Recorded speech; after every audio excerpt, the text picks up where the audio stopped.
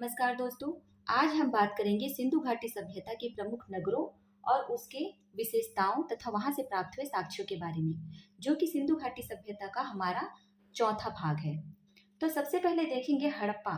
सिंधु घाटी सभ्यता में सबसे पहले हड़प्पा नगर की खोज की गई थी। यही कारण है कि सिंधु घाटी सभ्यता को हड़प्पा सभ्यता के नाम से भी जाना जाता है। यदि हम इसके साक्ष्यों की बात करें तो यहाँ पर दो कतारों में कुल 12 अन्नागार प्राप्त हुए हैं। अन्नागार अर्थात अन्न का भंडार। वहीं यहाँ पर कब्रिस्तान भी प्राप्त हुआ है, जिसे R37 और H नाम दिया गया है। यहाँ पर मातृ देवी की मूर्ति भी प्राप्त हुई है। साथ ही यहाँ पर कुछ टीले प्राप्त हुए हैं, जिसे माउंट AB और F नाम दिया गया है। अन्य साक्ष्यों में देखिए तो कांस्य की इक्का गाड़ी प्राप्त हुई है, मछुआरों का चित्र प्राप्त हुआ है और शंख का बैल प्राप्त हुआ है। अब बात करें मोहनजोदाड़ो की, तो मोहनजोदाड़ो जो है सिंधु घाटी सभ्यता का सबसे बड़ा स्थल रहा है, बड़ा नगर। इसीलिए यही कारण है कि इसे सिंधु घाटी सभ्यता की राजधानी भी कहा जाता है। साथ ही इसे सिंध का बाग या नकली स्थान के नाम से भी जाना जाता है। अब यदि बात करें यहाँ के साक्ष्यों की, तो यहाँ पर विशाल अन्नागार प्राप्त हुआ है, अर्थात अन्न का भंडार, तथा वृहत स्नानागार भी प्राप्त हुआ है, अर्थात एक पूल था, स्विमिंग पूल टाइप का हम मान सकते हैं। और यहाँ पर कांस्य की नृत्यांगना प्राप्त हुई है, अर्थात डांसिंग गर्ल, जो कांस की बनी थी। वहीं अगर देखें तो पशुपतिनाथ की मूर्ति भी प्राप्त हुई है। 3 मुद्रा वाला पुरुष, जो कि ध्यान मुद्रा में बैठा हुआ है, 3 मुखों वाला पुरुष, उसके साक्ष्य भी प्राप्त होते हैं। वस्त्रों में अगर देखें तो सूती और ऊनी वस्त्र प्राप्त हुए हैं, तथा यहाँ पर पक्की ईंटों का प्रयोग किया जाता था। अब यदि बात करें चहुंदड़ों की, तो चहुंदड़ों को एक औद्योगिक नगर के रूप में जाना जाता है। औद्योगिक नगर के रूप में इसलिए भी जाना जाता है क्योंकि यहाँ पर मनका निर्माण का कारखाना था, अर्थात मोतियां का निर्माण किया जाता था। साथ ही इसकी महत्वपूर्ण विशेषता यह है कि यह एकमात्र ऐसा नगर है जहां पर कोई दुर्ग नहीं है, अर्थात कोई किला नहीं है। एक और विशेषताओं में देखिए तो यहाँ पर वक्राकार ईंटों का प्रयोग किया गया है, जो कि एकमात्र नगर है। चहुंदड़ों में झूकर झाकर संस्कृति के साक्ष्य भी हमें देखने को मिलते हैं। अब यदि बात करें कालीबंगा की, तो कालीबंगा जो कि राजस्थान में आता है, कालीबंगा को धार्मिक नगर के रूप में जाना जाता है। कालीबंगा अर्थात होता है कांच की चूड़ियां, इसीलिए यहाँ पर कांच की चूड़ियां बहुत अत्यधिक मात्रा में पाई जाती है। यज्ञ वेदियां अर्थात यज्ञ कुंड, हवन कुंड हमें यहाँ से प्राप्त हुआ है। अन्य साक्ष्यों में देखिए तो यहाँ पर जूते हुए खेत के साक्ष्य, भूकंप का प्राचीनतम साक्ष्य, तथा खिलौना गाड़ी, और फसलों में देखें तो चना और सरसों की खेती के साक्ष्य हमें यहाँ से प्राप्त होते हैं। चलिए अब बात करते हैं पंजाब के लोथल की। तो पंजाब के लोथल को बंदरगाह नगर के रूप में जाना जाता है, क्योंकि सारे विदेशी व्यापार जो हैं यहीं से होते थे, इसीलिए इसे बंदरगाह नगर कहा जाता है।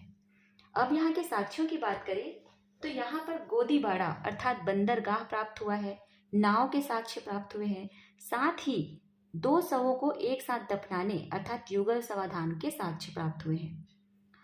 अन्य साक्ष्यों में देखिए तो धान की भूसी के साक्ष्य में प्राप्त हुए हैं। साथ ही व्यापार में देखें तो फारस की खाड़ी की मोहरें भी प्राप्त हुई हैं, तथा दिशा मापक यंत्र। और ये लोथल से हमें यह ज्ञात होता है कि लोथल नगर जो है वह 6 खंडों में विभाजित था। अब बात करते हैं गुजरात की। तो गुजरात राज्य के रंगपुर नामक नगर में हमें धान के साक्ष्य प्राप्त हुए हैं, साथ ही कच्ची ईंटों से दुर्ग के निर्माण के साक्ष्य प्राप्त हुए हैं। जैसे हम देखे हैं कि मोहनजोदड़ो में पक्की ईंटों का प्रयोग किया गया था, चहुंदड़ों में वक्राकार ईंटों का प्रयोग किया गया था, वहीं रंगपुर में कच्ची ईंटों से दुर्ग का निर्माण किया गया था। अन्य साक्ष्यों में देखिए तो यहाँ पर माप तौल के लिए बाट का प्रयोग किया जाता था, इसके साक्ष्य भी हमें प्राप्त हुए। गुजरात के सुरकोतड़ा में देखेंगे तो सुरकोतड़ा में हमें घोड़े की हड्डी के साक्ष्य प्राप्त हुए हैं, और बर्तन में समाधान अर्थात जो शव के साक्ष्य हैं वो बर्तन के अंदर हमें प्राप्त हुए हैं। अब बात करें धौलावीरा की, जो कि गुजरात का चौथा स्थल है। धौलावीरा यूनेस्को की वर्ल्ड हेरिटेज साइट में शामिल एक स्थल है, जो कि सबसे नवीनतम खोजा गया स्थल भी है। और यह जो है धौलावीरा वह सिंधु घाटी सभ्यता का क्षेत्रफल के अकॉर्डिंग सबसे बड़ा नगर है। अन्य विशेषताएं और देखें तो ये जो धौलावीरा है वह 3 स्तरों में विभाजित है। जैसे कि एक स्तर में सबसे ऊपर स्तर, फिर उसके बाद उसके निचले स्तर, उसके निचले स्तर में नगर का निर्माण किया गया है, अर्थात मकानों का निर्माण किया गया है।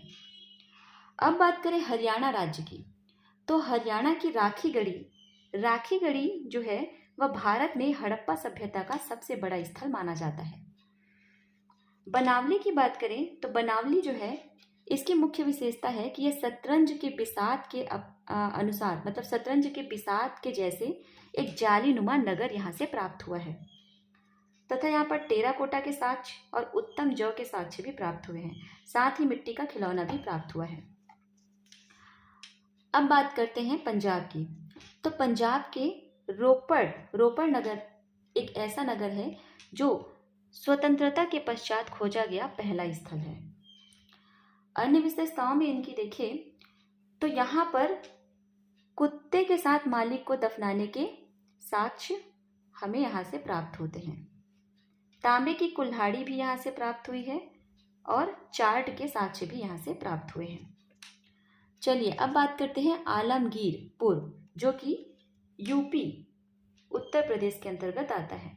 तो आलमगीरपुर एकमात्र ऐसा नगर है जो गंगा यमुना दोआब पर स्थित है। साथ ही आलमगीरपुर सबसे पूर्वी हिस्सा है, सिंधु घाटी सभ्यता की सबसे पूर्वी नगर है। यहाँ पर हमें रोटी बेलने की चौकी के साक्ष्य प्राप्त हुए हैं। अब बात करें मांडा की, तो मांडा की जैसा हमने पहले देखा था कि मांडा जो है वो सिंधु घाटी सभ्यता का सबसे उत्तरी हिस्सा है। दैमाबाद सिंधु घाटी सभ्यता का सबसे दक्षिणी हिस्सा है तथा सुत्का गैंडोर सिंधु घाटी सभ्यता का सबसे पश्चिमी हिस्सा है। Thank you.